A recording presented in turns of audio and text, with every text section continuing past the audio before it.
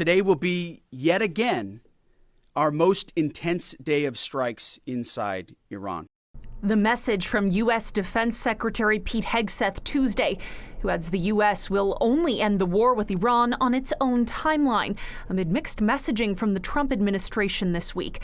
The White House is now clarifying what would entail an end to its joint mission with Israel dubbed Operation Epic Fury, leaving it in the hands of U.S. President Donald Trump.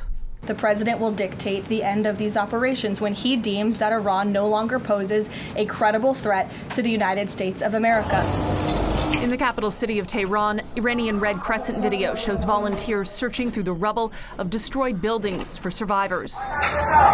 The World Health Organization is advising Iranians to remain indoors after toxic black smoke choked Tehran Monday when an oil refinery was hit, marking an escalation in strikes on Iran's domestic energy supplies.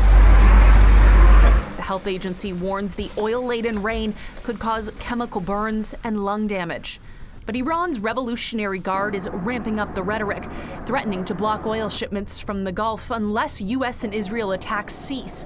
In response, the White House is reiterating Trump's message. If they do anything to stop the flow of oil or goods within the Strait of Hormuz, they will be hit by the world's most powerful military 20 times harder than they have been hit thus far. The vital oil transit route has been all but shut since vessels in the area were hit by Iranian strikes following U.S. and Israeli attacks on the Islamic Republic. The world's top oil exporter, Aramco, is now warning there could be catastrophic consequences for the world's oil markets and drastic consequences for the global economy. The Trump administration insists the war will lower gas prices in the long run.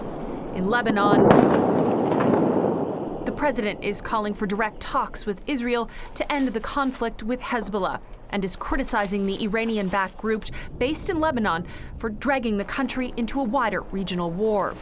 The Pentagon says roughly 140 U.S. service members have been injured thus far, and 7 others have died, while Iran's UN ambassador says over 1,300 Iranian civilians have been killed in the ongoing conflict. Meantime, Foreign Affairs Minister Anita Anand says more than 7,000 Canadians have left the Middle East since this latest conflict began. Michelle Mackey, City News.